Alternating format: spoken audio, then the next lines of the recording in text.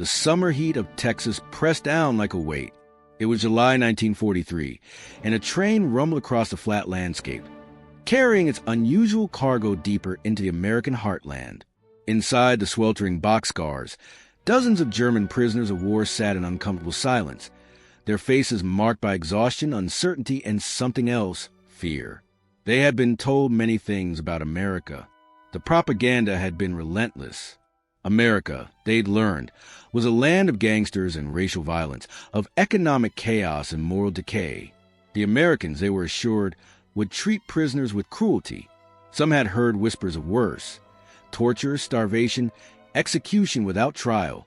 Now, as the train slowed and the guards began shouting orders in English, these men, soldiers of the Wehrmacht, U-boat crews, Luftwaffe personnel, prepared themselves for whatever hell awaited them on American soil.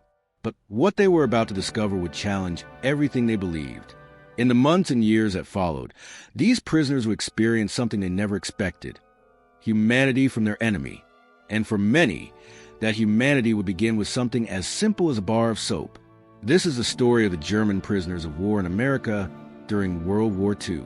It's a story about propaganda and reality, about the power of simple dignity, and about how the small acts of decency can transform hearts and minds even in the darkest of times. Chapter 1. The Context of Captivity.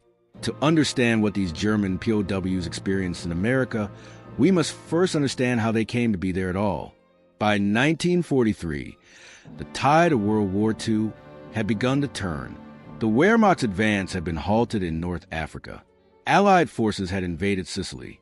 U-boats, once the terror of the Atlantic, were being sunk at an alarming rate. And with each Allied victory came prisoners, thousands upon thousands of them. The capture of German soldiers accelerated dramatically after Operation Torch in November 1942. When Field Marshal Erwin Rommel's Afrika Korps finally surrendered in Tunisia in May 1943, some 275,000 Axis soldiers became prisoners. The Allies suddenly faced a massive logistical problem: what to do with all these men. Britain was already strained, its resources stretched thin by years of war. The island nation simply didn't have the space or supplies to house hundreds of thousands of enemy prisoners. The solution was pragmatic and unprecedented: ship them to the United States. America, with its vast territory, abundant resources, and distant from active combat zones, was the ideal location. Between 1942 and 1945, more than 425,000 Axis prisoners will be held in camps across the United States. The overwhelming majority, over 370,000, were German. These weren't just combat infantry. Among the prisoners were U-boat crewmen pulled from the Atlantic, Luftwaffe pilots shot down over North Africa, tank commanders from panzer divisions, and support personnel of every description. They range in age from teenagers barely old enough to shave to hardened veterans of the Eastern Front. Some were fanatical Nazis. Others were conscripts who had never wanted to fight in the first place. And yes, among them were women, though in far smaller numbers. While women didn't serve in combat roles for Germany, thousands worked as auxiliaries: radio operators, telephone switchboard operators, administrative clerks, and nurses. When military installations were overrun, these women were sometimes captured alongside male personnel. Most female prisoners remained in European camps, but a small number did make the journey to America, housed in separate facilities and subject to the same Geneva Convention protections as their male counterparts.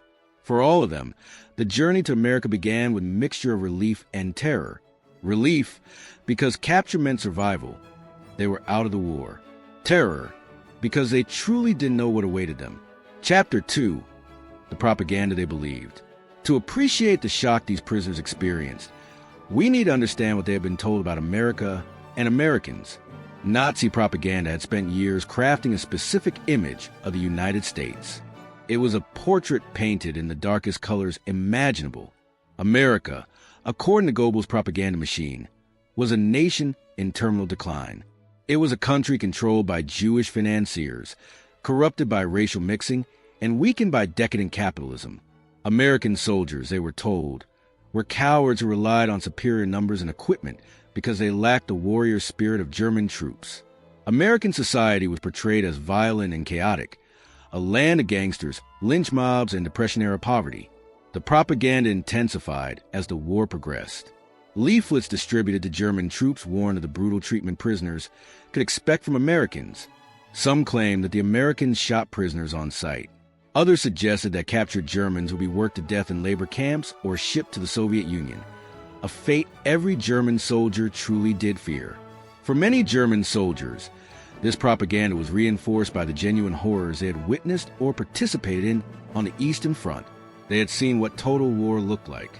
They knew what happened to prisoners in some contexts. It wasn't unreasonable to assume that their enemies might treat them the same way. Young Germans who had grown up entirely under the Nazi regime had known nothing else.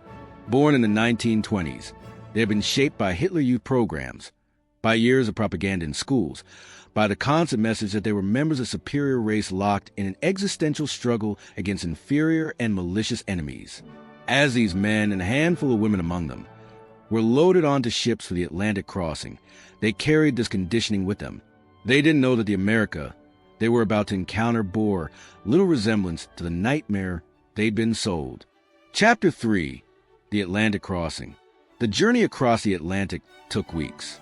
Prisoners were transported in converted cargo ships, housed in cramped quarters below deck. But even here, the first cracks in their expectations began to appear. They were given food, not lavish meals, but adequate rations. They were allowed on deck in shifts for fresh air. Medical personnel checked on the sick. This wasn't the treatment of men being shipped to execution. Still, anxiety remained high. The Atlantic was dangerous. German U-boats prowled these waters.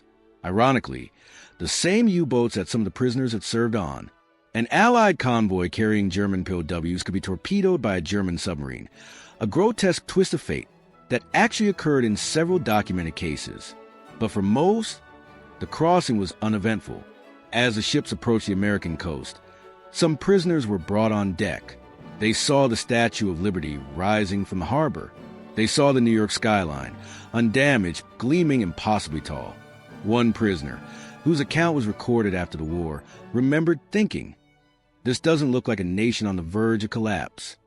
From the ports, they were loaded onto trains. And this is when the real shock began. As the trains rolled inland, the prisoners stared out the windows. They saw farms, prosperous and well-maintained. They saw towns untouched by war, no rubble, no burned-out buildings, no signs of the devastation that consumed Europe. They saw cars on roads, abundance in store windows, and people go about their lives in apparent normalcy. For men who had come from a Germany increasingly pounded by Allied bombing, where cities lay in ruins and rationing had reduced many civilians to near starvation, this was almost incomprehensible. This was the enemy nation? This land of plenty? The trains carried them south and west to Texas, Oklahoma, Kansas, Nebraska, and beyond. By war's end, there would be over 500 POW camps scattered across nearly every state in the Union. Some were massive facilities housing thousands. Others were small branch camps attached to farms or factories where prisoner labor was needed. Chapter 4. Arrival at the camps.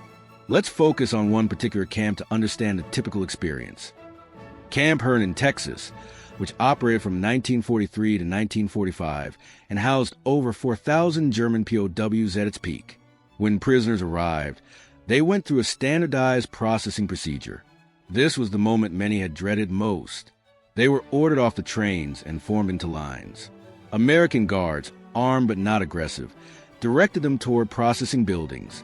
The prisoners were told to strip for medical examination and delousing. This was it. Some thought this was where the rumors would prove true. But what happened next would become one of the most powerful and symbolic moments in the POW experience. And it's the moment hinted at in our title, though the reality was far more meaningful than any sensational headline could capture. Chapter 5. The Shower Moment. The processing routine was standard military procedure, designed to prevent the spread of disease and maintain camp hygiene. But for the prisoners experiencing it, the symbolism was profound. They were directed into shower facilities. The guards explained, through interpreters, that this was for delousing and cleaning after the long journey. Clothing would be sanitized. They would receive clean prison uniforms afterward. For many prisoners, this moment triggered genuine fear. Some had heard rumors about gas chambers disguised as showers. The Nazi regime's own crimes had created a shadow of suspicion that now haunted their own imaginations.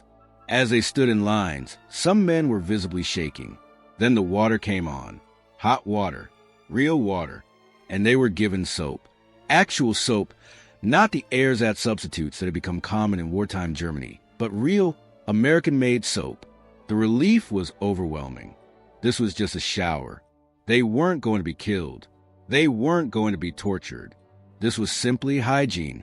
One former prisoner, interviewed decades later, described that moment. I stood under the hot water and I realized they're treating us like human beings, not like monsters, not like criminals, like people who've been on a long journey and needed to get clean. After the showers, they were given clean clothing, not prison rags, but proper uniforms marked with PW, prisoner of war. They were photographed for identification. They were assigned to barracks. And then they were fed. The meals weren't gourmet, but they were substantial. Meat, vegetables, bread, coffee. Portions that were, by the standards of wartime Germany, generous. The United States, committed to following the Geneva Convention, provided POWs with rations equivalent to what American soldiers received. For prisoners who had come from the deprivation of a Germany under siege, who had watched rations shrink year by year as the Allied blockade tightened. This abundance was staggering. One prisoner wrote in a letter home, all letters were censored, but many were preserved. Mother, you won't believe me when I tell you what we eat here. I have gained weight since becoming a prisoner. How can this be? Chapter 6. Life in the Camps. As the initial shock wore off, prisoners settled into the routine of camp life. And that routine, while monotonous, was a world away from what they had expected. The camps were organized according to Geneva Convention standards. The United States, keenly aware of international law and concerned about the treatment of American POWs held by Germany and Japan, was meticulous about following the rules. Days began with roll call. Prisoners were counted, names checked against rosters. Then came work details.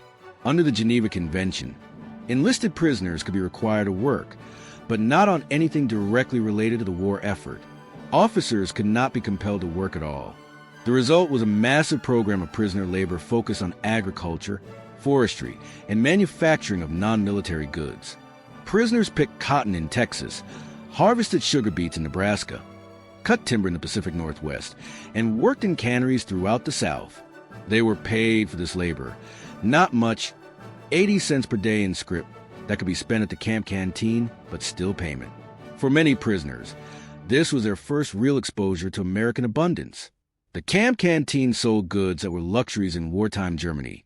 Chocolate, cigarettes, toiletries, writing paper. The fact that these items were available at all was a revelation. Between work and roll calls, prisoners had considerable free time. The camps encouraged activities to maintain morale and prevent boredom. Sports leagues were organized. Soccer was especially popular. Prisoners formed orchestras, theater groups, and debate societies. Educational programs allowed them to learn trades or languages. Some camps even had small libraries. American authorities walked a careful line. They wanted to maintain security and prevent escapes. But they also recognized that treating prisoners humanely served multiple purposes. It demonstrated American values. It encouraged compliance, and, critically, it provided leverage to the proper treatment of American prisoners held by the Axis. Religious services were permitted. German prisoners, most of whom came from Catholic or Protestant backgrounds, could attend services led by chaplains or fellow prisoners who had been clergy in civilian life. This, too, was surprising. The Nazis had increasingly suppressed religious freedom, and prisoners rediscovered faith in these American camps. The camps weren't paradise. There was boredom, homesickness, and anxiety about loved ones back home. There were tensions between prisoners, the committed Nazis versus those who had soured on the regime, the regular army versus the SS, the young versus the old. American authorities had to separate hardcore Nazis into special camps to prevent them from terrorizing other prisoners. But even accounting for these difficulties, the general experience was one of basic human decency. Guards treated prisoners firmly but fairly. Medical care was provided. Food was adequate. Violence was rare and punished. Chapter 7. The cultural shock deepens. As months turned into years for many prisoners, their understanding of America deepened. And with it, their confusion about the propaganda they'd been fed. Many camps were located near small American towns. Local citizens could see the camps and sometimes interacted with prisoners. And these interactions further undermined Nazi teachings. In some areas, prisoners working on farms developed relationships with the farmers. Language barriers were overcome with gestures and simple phrases. Farmers, short on labor because American men were overseas fighting, appreciated the help. Some even expressed sympathy for the prisoners' situation. This was deeply disorienting for prisoners who had been told that Americans were their mortal enemies. How could these people, whose sons and brothers were fighting Germans, show kindness to German prisoners? The answer was complex and very American. Many rural Americans separated the individual from the ideology. A German farm boy drafted into the Wehrmacht wasn't necessarily a Nazi. He was just a young man caught up in circumstances beyond his control, not unlike their own sons. This wasn't universal. Of course, some Americans harbored deep resentment toward German prisoners, especially those who had lost family members in the war. But the prevailing attitude was one of professional detachment mixed with basic human compassion. Prisoners also absorbed American culture in unexpected ways. They heard American music, jazz, which the Nazis had denounced as degenerate. They saw American movies shown in camp recreation halls. They read American newspapers and magazines, carefully monitoring the progress of the war. For many, this exposure began a process of ideological transformation. They saw American democracy in action. They witnessed racial tensions, yes. America was far from perfect, but they also saw a society where people could criticize their government, where multiple newspapers expressed different views, where elections continued even during wartime. This was nothing like what they'd been taught. The propaganda had described America as a chaotic, failing state. What they saw was messy but vibrant, a nation that, despite its flaws, possessed remarkable resilience and organizational capacity. Chapter 8. The Education Program. American authorities recognized an opportunity. These prisoners would eventually return to Germany. What kind of Germany did the Allies want them to return to? Beginning in 1944, the U.S. initiated a systematic re-education program in the POW camps. It was subtle at first, showing films about American democracy, providing books and newspapers, organizing lectures on Western political thought. The program intensified after D-Day, as it became clear that Germany would lose the war. Prisoners were shown documentary footage of Nazi atrocities, including the liberation of concentration camps. Many refused to believe it at first. Surely this was propaganda, they insisted. Exaggerations. Lies told by the enemy. But the evidence was overwhelming. As more footage emerged, as the testimonies accumulated, denial became increasingly difficult. For some prisoners, this was a moment of profound psychological crisis. Everything they had believed, everything they had fought for, was revealed as a lie built on a foundation of unimaginable evil. Not every prisoner accepted this. The hardcore Nazis dismissed it as fake. But for many others, especially younger prisoners who had been indoctrinated but hadn't fully grasped the regime's true nature, it was devastating. One prisoner, who later became a prominent figure in post-war German Reconstruction, described it this way. In the camp in Oklahoma, we learned what had been done in our name. The shame was crushing, but the Americans didn't crow about it. They simply presented the evidence and let us wrestle with it. That restraint, that respect for our capacity to understand and change, it was more powerful than any sermon could have been. Chapter 9. The Paradox of Captivity. By 1945, a strange situation had developed. As Germany itself descended into apocalyptic devastation, cities bombed to rubble, millions displaced, starvation spreading, the German POWs in America were safe, fed, and relatively comfortable. Letters from home painted an increasingly grim picture. Prisoners read about Allied bombing raids that had destroyed their hometowns. They learned of family members killed or missing. They heard about the Soviet advance in the East and the terror it brought, and they found themselves in the bizarre position of being grateful for their captivity. They were alive, They were eating regular meals. They weren't being bombed or shot at. Their imprisonment had saved them from the final, terrible months of a losing war. This gratitude was mixed with guilt and helplessness. How could they be safe while their family suffered? How could they be eating well while their mothers and sisters starved? Some prisoners volunteered for extra work, partly to stay busy and distract themselves from these thoughts. Others threw themselves into the educational programs, determined to build skills for whatever post-war Germany would look like. When Germany finally surrendered on May 8, 1945, the reaction in the camps was mixed. Relief that the killing had stopped, grief for a lost homeland, anxiety about an uncertain future. For the prisoners in America, the end of the war didn't mean immediate freedom. Repatriation would take time, in some cases years. The logistics were enormous. Europe was in chaos. Transportation was scarce. And there was a practical question. What would these men return to? Chapter 10, The Long Return. Repatriation began in 1946 and continued into 1947. Prisoners were shipped back to Europe, but not directly to Germany. Most went first to Britain or France, where they were put to work clearing rubble, repairing infrastructure, and helping with reconstruction. Only after this labor service were they finally released to return to what remained of their homes. The men who returned to Germany in 1946 and 1947 brought with them something unexpected, a memory of America that didn't match the propaganda they'd been fed. They told stories about the abundance they'd seen, the fairness of their treatment, the technology and organization that characterized American society. Some spoke of individual Americans who had shown them kindness, guards who shared cigarettes, farmers who invited them to family dinners, chaplains who had listened to their fears and doubts. These stories spread. In a Germany that was being divided into occupation zones, where the Western Allies and the Soviets were already beginning to clash, these accounts of American decency carried weight. Many former POWs became advocates for democracy in post-war Germany.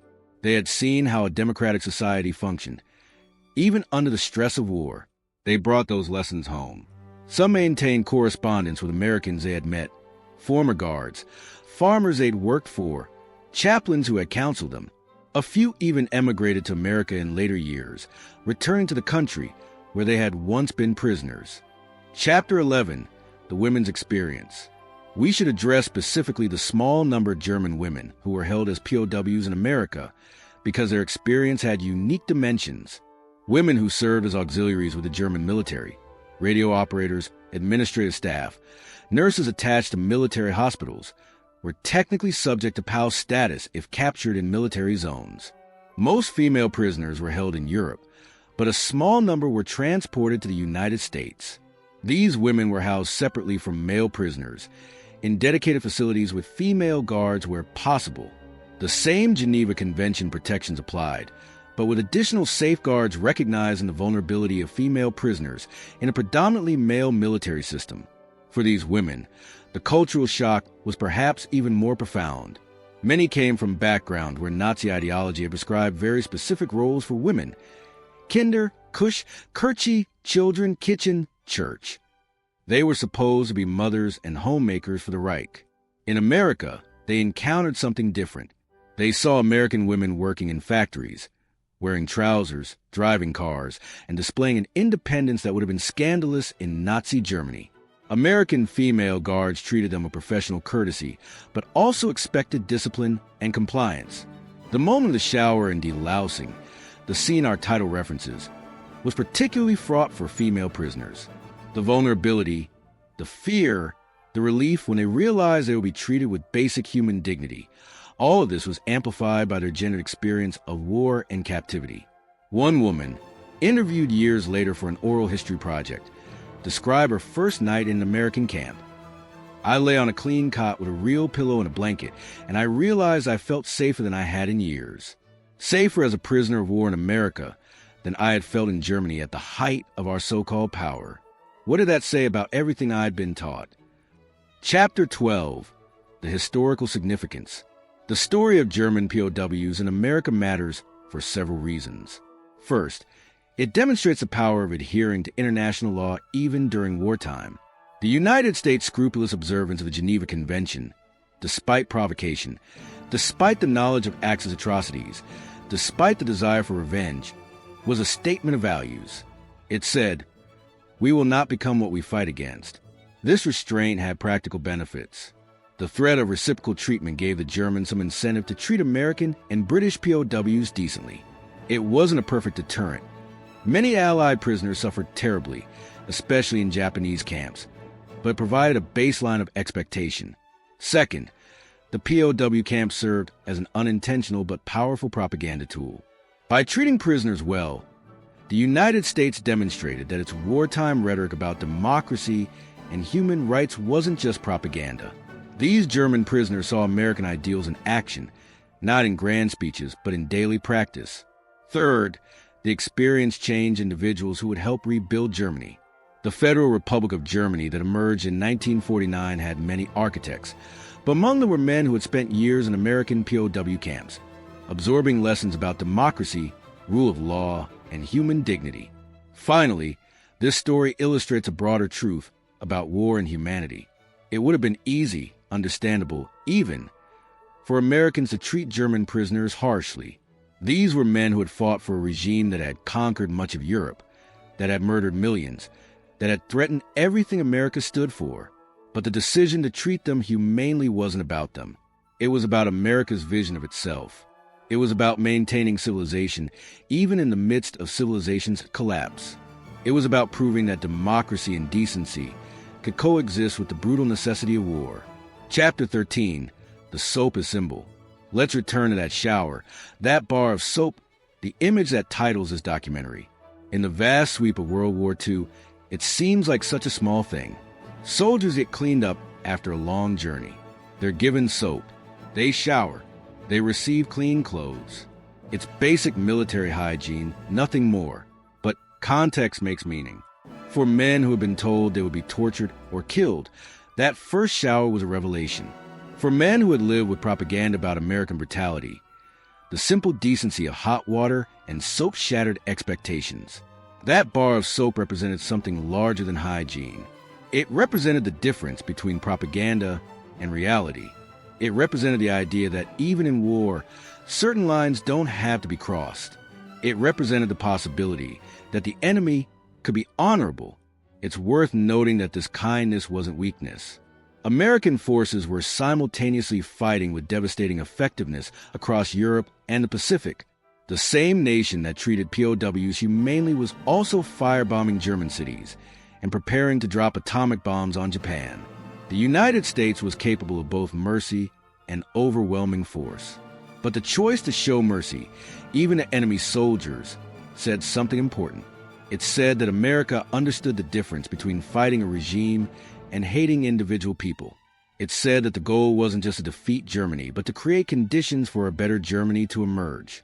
The prisoners who experienced that first shower, who felt that fear give way to relief, who realized they would be treated as human beings despite being enemies, those men carried that experience with them.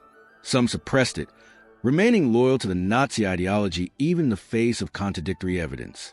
But many others absorbed it, internalized it, and let it change them. Chapter 14, Contrasts and Comparisons. It's important to acknowledge the full context of POW treatment during World War II, because the American camps existed in sharp contrast to conditions elsewhere. German POWs held by the Soviet Union faced a dramatically different fate. Of the approximately 3 million German prisoners taken by the Soviets, nearly one-third died in captivity. They were worked to exhaustion in labor camps, inadequately fed, exposed to brutal conditions, and often not released until years after the war ended. The last German POWs weren't repatriated from the Soviet Union until 1956, more than a decade after the war's end. This disparity wasn't lost on German prisoners. Those captured in the East dreaded Soviet captivity. Those captured in the West hoped for American or British custody. The difference could literally mean the difference between life and death. Similarly, the treatment of Allied POWs by the Axis varied dramatically. British and American prisoners held by Germany generally received Geneva Convention treatment, though conditions worsened as the war progressed and Germany's resources dwindled. However, Soviet prisoners held by Germany faced deliberate starvation and murder. Over 3 million died in German captivity. And in the Pacific Theater, the treatment of Allied POWs by Japan was often horrific. The Bataan Death March, the Burma Railway, the systematic brutality of many Japanese camps. These resulted in death rates of 27% for Allied prisoners, compared to about 4% for Allied prisoners in German camps. Against this backdrop, the American treatment of German POWs stands out. It wasn't perfect. There were incidents, problems, conflicts. But the overall standard was remarkably high, especially considering the passions of wartime. Chapter 15, Legacy and Memory. Today, scattered across the United States, markers and small museums commemorate the POW camps that once held hundreds of thousands of Axis prisoners.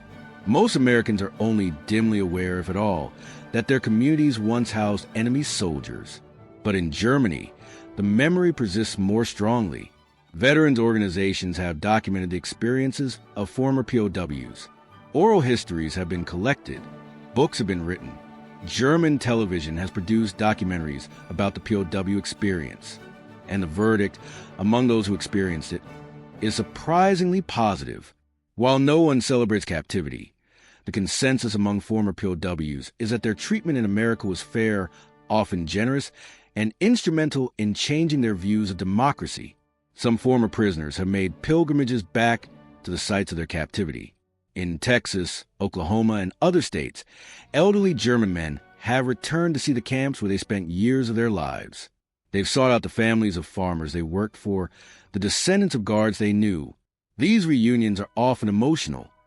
Former enemies embracing as old friends, united by shared memories of a strange time when war and peace somehow coexisted. The camps themselves have mostly disappeared. Some were torn down immediately after the war.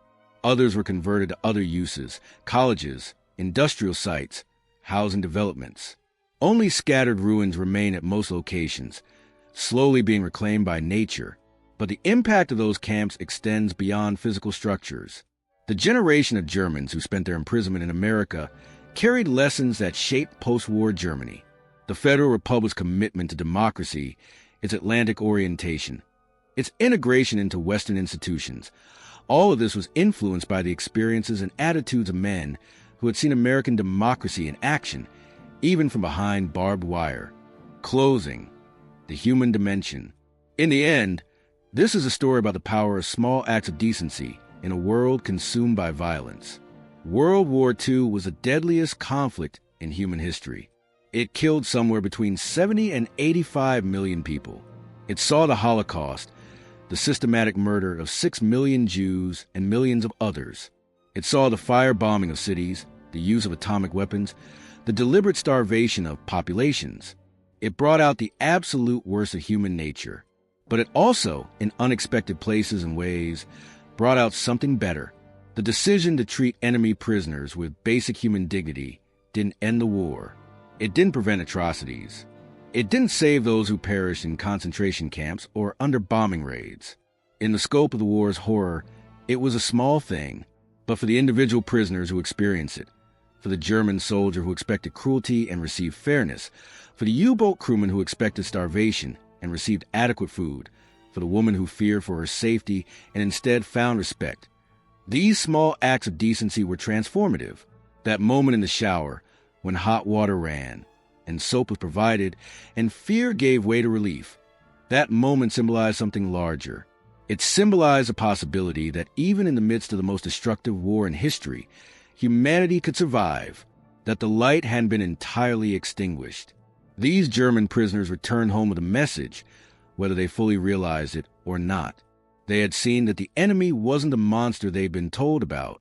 They had experienced firsthand that different political systems produced different results, that democracy and dictatorship shaped societies in fundamentally different ways. Some embraced this lesson enthusiastically. Others needed years to process it. Still others never fully accepted it. But collectively, their experiences mattered.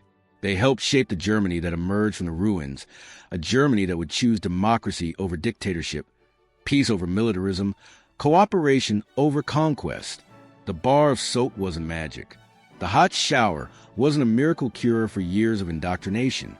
But these small gestures of basic human care, multiplied across thousands of individual experiences and millions of small interactions, had an impact that rippled forward through history. In a war defined by hatred, these acts of decency stood as quiet testimony to a different way of being. They proved that it was possible to hate what someone fought for while still treating them as a human being. They demonstrated that strength and compassion aren't mutually exclusive. The German POWs in America were surprised by many things, by the abundance, by the organization, by the fairness of their treatment. But perhaps most surprising of all was the realization that their captors still believed in something larger than revenge. That even in the midst of existential war, America held to the principle that some standards of human treatment are universal and inviolable. That lesson, learned in camps scattered across the American landscape, learned in moments as simple as receiving a bar of soap for a shower, that lesson helped transform enemies into partners in building a more peaceful world. And that, ultimately, is why this story matters. Not because of the soap itself, but because of what it represented. The stubborn human conviction that even in our darkest hours, we don't have to lose our humanity. We can fight our enemies without becoming them. We can win wars without losing our souls. For the German prisoners of war in America, that was the most surprising discovery of all.